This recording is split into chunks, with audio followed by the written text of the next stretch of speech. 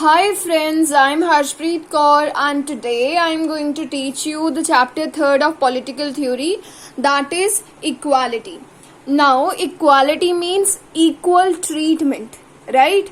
So हमारी society के अंदर एक पैराडॉक्स एग्जिस्ट करता है. पैराडॉक्स मीन्स आयरनी कि हमारी सोसाइटी के अंदर हमेशा बात की जाती है इक्वालिटी की, पर एट द सेम टाइम हमारी सोसाइटी के अंदर बहुत सी इनइक्वालिटी भी एग्जिस्ट करती है. एक बहुत बड़े घर के साथ में ही एक बहुत छोटा सा घर होता है. तो ये जो है पैराडॉक्स है कि we are working for equality, still a lot of inequality is existing in our society. Okay, so the very first topic which we are going to study, that is why does equality matter. Equality की क्या importance है, ये question आ सकता है आपके exam में.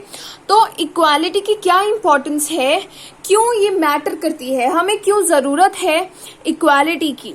देखो, सबसे पहले जो सारे ह्यूमन बींग्स हैं वो है क्रिएशन ऑफ गॉड. सभी जो है इक्वल हैं इसकी वजह से, क्योंकि सभी लोग जो हैं गॉड की क्रिएशन है. ठीक है, उसके बाद कि क्योंकि सभी ह्यूमंस हैं इसकी वजह से इक्वल कंसिडरेशन, मतलब सभी को इक्वली ट्रीट करना और सभी को रिस्पेक्ट देना बहुत इम्पोर्टेंट चीज है. ठीक है, अब जब जब इक्वालिटी जो है उसे एक्सप्लॉइट किया गया है, उसे बिल्कुल खत्म कर दिया गया है इक्वालिटी को, तब तब बहुत से प्रोटेस्ट हुए हैं. जैसे कि first example that is French revolution. French revolution जो था वो था अगेंस्ट द फ्यूडल एरिस्टोक्रेसी. मतलब फ्यूडल मीन्स ऐसा सिस्टम, ऐसी सोसाइटी जो कि ज्यादा लैंड वाले लोगों के को ज्यादा फेवर देती है. Feudal aristocracy means the rich people of the society. तो जो रिच लोग थे जिनके पास बहुत सी लैंड थी, उनके अगेंस्ट फ्रेंच रेवोल्यूशन हुआ था. और मोनार्ची के अगेंस्ट, मतलब कि किंग और क्वीन के अगेंस्ट जो है ये फ्रेंच रेवोल्यूशन हुआ था. रेवोल्यूशन मीन्स चेंज, की चेंज की जो है वो मांग खड़ी हो गई थी फ्रांस के अंदर. French means related to the country France. तो इस फ्रेंच रेवोल्यूशन का स्लोगन था liberty, equality and fraternity. Liberty means freedom, equality, fraternity means the brotherhood. ठीक है, तो इसके अंदर इक्वालिटी जो है उसकी जो है डिमांड की गई थी. वैसे ही अफ्रीका और एशिया के अंदर 20th सेंचुरी के अंदर, 20th century means the period between 1901 to 2001. ठीक है, इन ईयर्स के बीच में जो टाइम पीरियड आता है that is known as 2000, I am sorry, that is known as the 20th century. Right, 20th century के अंदर अफ्रीका और एशिया के अंदर बहुत से स्ट्रगल्स हुए थे, बहुत से प्रोटेस्ट हुए थे, that were known as anti colonial struggle. Anti means against and colonial means जो, जैसे ब्रिटिश कॉलोनियल सिस्टम इंडिया में एग्जिस्ट करता था वैसे ही कॉलोनीज बना ली थी दूसरे बाहर के फॉरेनर्स ने इन अफ्रीका एंड एशिया. और बहुत सी इनइक्वालिटी जो है वो करी जाती थी बाय दीज रूल्स. ठीक है, so why does equality matter. Okay, now the next topic is what is equality. आपके पास क्वेश्चन आ सकता है what is the meaning of equality. So equality means there is no discrimination. Discrimination मतलब कि किसी भी पर्सन को जो है उसे कई अपॉर्चुनिटीज ना दी जाए, उसे बोला जाएगा discrimination. There is no discrimination on the basis of caste, colour, gender, race और रिलीजन. ठीक है, इनके बेसिस पे अगर किसी को कोई अपॉर्चुनिटी ना देने का जो है फैसला कर दिया जाए तो उसे बोला जाएगा कि डिस्क्रिमिनेशन हुई है, इनइक्वालिटी को प्रैक्टिस किया गया है. अब जो इनइक्वालिटी है वो हमारी सोसाइटी में दो तरह की है. ठीक है, हम उन्हें दो फॉर्म्स की कह सकते हैं. एक इनइक्वालिटी है acceptable and necessary inequality.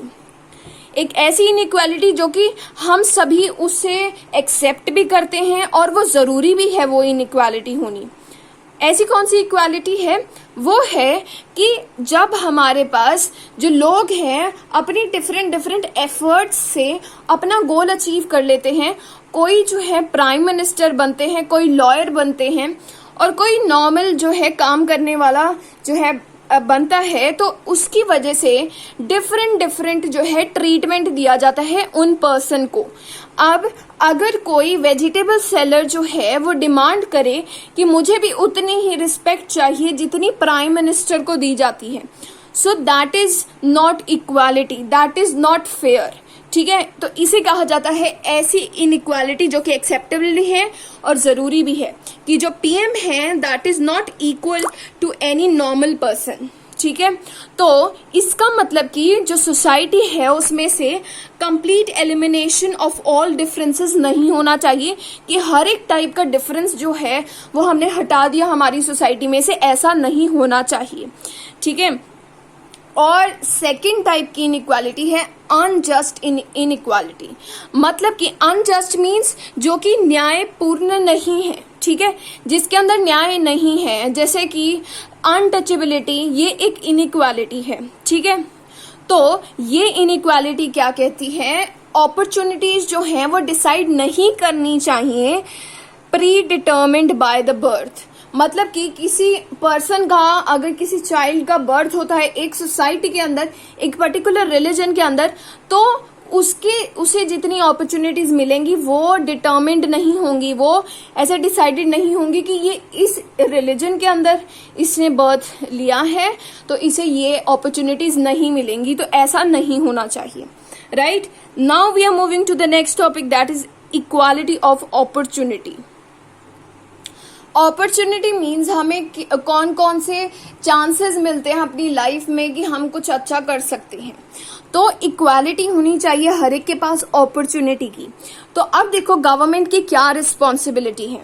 Government की रिस्पॉन्सिबिलिटी है कि हर एक पर्सन को बेसिक गुड्स मिले जो कि उसके सर्वाइवल के लिए बहुत ज़्यादा इम्पोर्टेंट है, जैसे कि health facilities, good education, housing. ठीक है, ये तीन चीज़ें जो हैं ऑलमोस्ट बहुत ज़्यादा इम्पॉर्टेंट हैं जो कि हर एक पर्सन को जो है मिलनी चाहिए।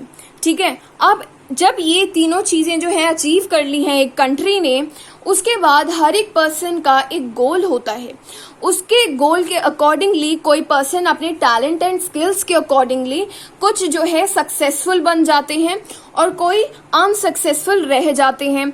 तो अब क्या है, अगर अनसक्सेसफुल पर्सन भी डिमांड करने लग जाए कि मुझे भी सक्सेसफुल पर्सन जितनी ही स्टेटस चाहिए, पावर चाहिए, उतना ही पैसा चाहिए और उतनी ही प्रिविलेजेस चाहिए, तो ये इक्वालिटी नहीं है। ठीक है, गवर्नमेंट की रिस्पॉन्सिबिलिटी है to provide these three, right, but not to provide this privilege, wealth and the status.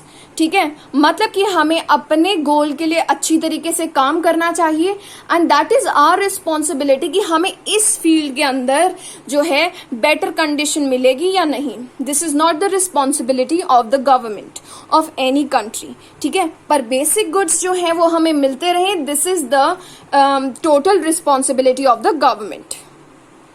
Now coming to the next topic, that is natural and social inequalities।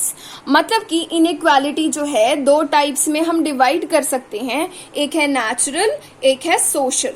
ठीक है, इनइक्वालिटी मतलब equality को जब practice नहीं किया जाएगा। अब जो नेचुरल है, नेचुरल इनइक्वालिटीज उन्हें माना जाता है जो कि एक पर्सन की एबिलिटी को अफेक्ट कर रही हैं। मतलब कि कोई पर्सन जो है because of his abilities he is ahead from others, वो दूसरे लोगों से आगे है, या फिर because of his abilities he is behind other people, कि वो दूसरे लोगों से पीछे है। तो ऐसी इनइक्वालिटी जब होती है तब हम कहते हैं that is the natural inequality. ठीक है, और ये इनइक्वालिटीज जो है वो चेंज नहीं करी जा सकती। Right, now the next type of inequality that is the social inequality.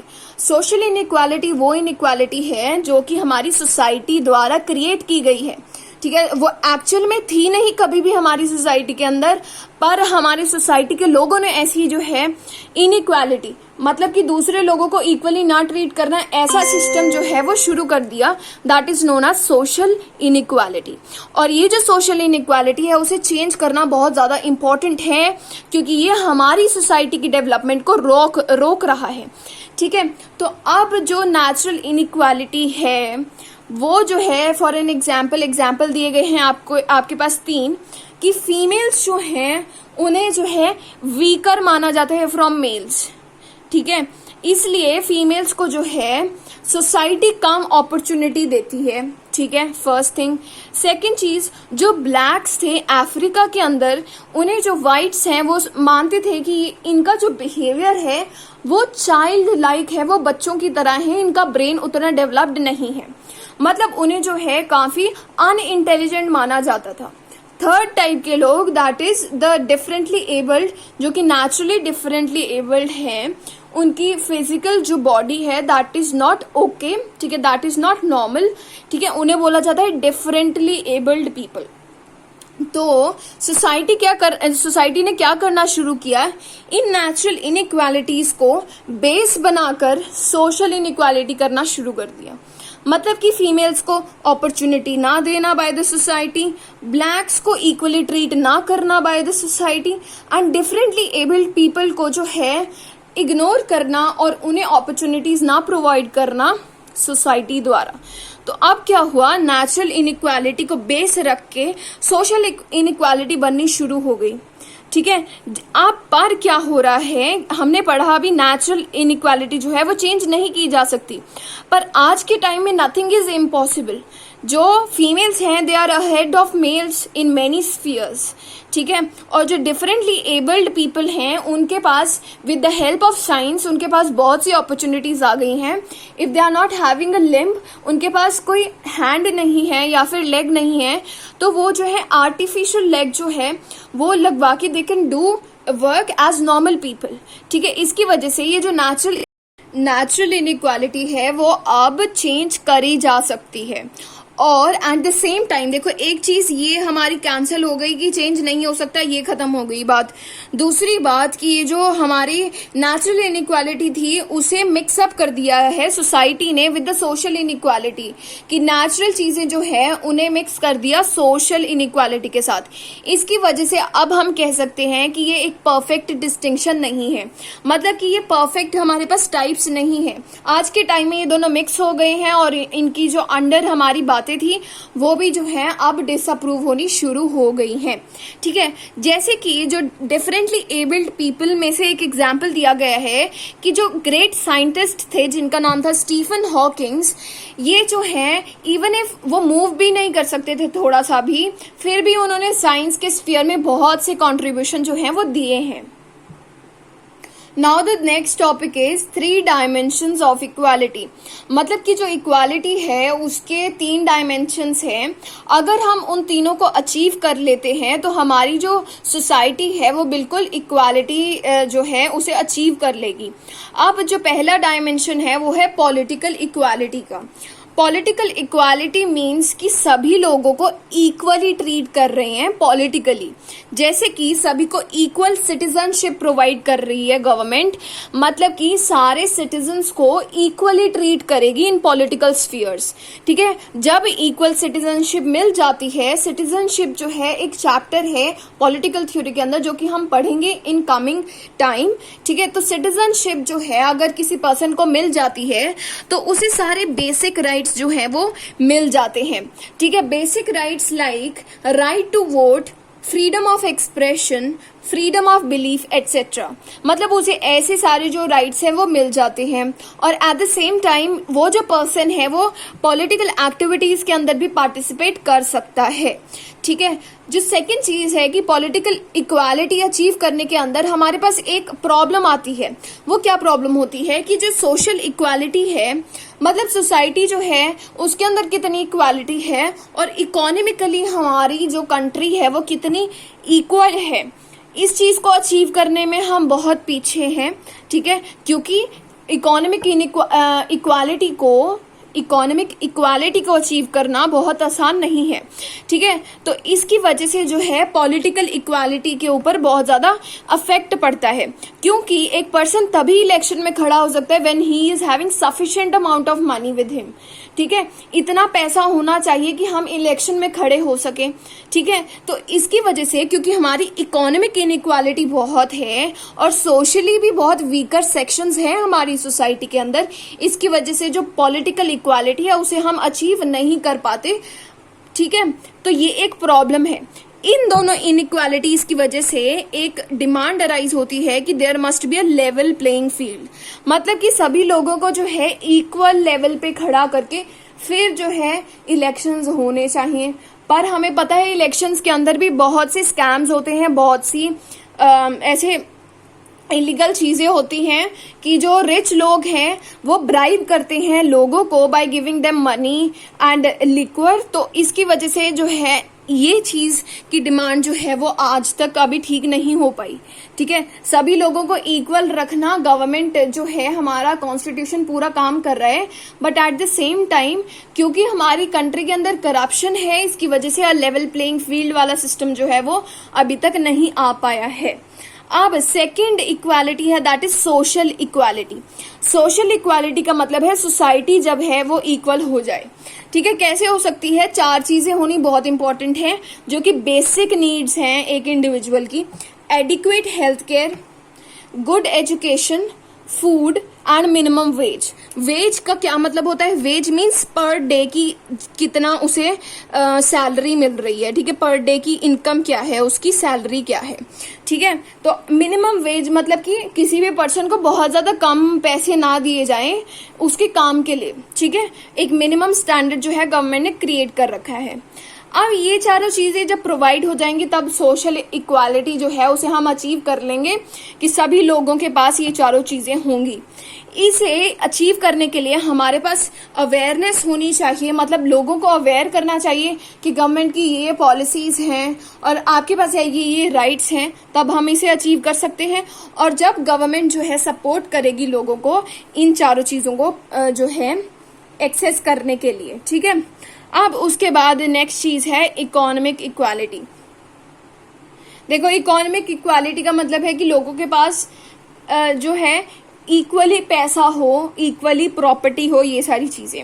अब इकोनॉमिक इनइक्वालिटी को हम कैसे मेजर कर सकते हैं कि हमारी कंट्री के अंदर कितनी इनइक्वालिटी है? उसके 2 मेथड्स हैं। एक तो हम ये मेजर कर लें कि जो रिच हैं और जो पुअर हैं इन दोनों की इनकम के बीच में कितना बड़ा डिफरेंस है, तब हमें पता चल जाएगा कि कितनी इनइक्वालिटी है, ठीक है।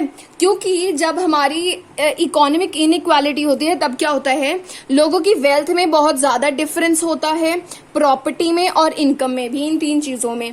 तो फॉर एन एग्जाम्पल दिया गया है कि पूरे वर्ल्ड के अंदर जितने 40% पुअर लोग हैं, 40% पुअर लोग जो हैं वो सिर्फ पूरे ग्लोब की, पूरे अर्थ की जितनी भी इनकम होती है सिर्फ वो 5% इनकम जो है कमाते हैं। एट द सेम टाइम जो रिच लोग हैं, 10% रिच लोग हैं, वो पूरी वर्ल्ड की इनकम में से 54% इनकम जो है वो कमाते हैं। तो आप देख सकते हैं कितना बड़ा डिफरेंस है। सेकंड मेथड है वो है bye knowing the number of the people under the below poverty line. BPL लोग जो है, जो बिलो पॉवर्टी लाइन के अंडर आते हैं, नीचे आते हैं लोग, उनका नंबर कैलकुलेट करके हम पता कर सकते हैं कि कितनी इनइक्वालिटी है इकोनॉमिकली, ठीक है। So that is it, and we will be continuing this chapter in the next one coming video. Thank you.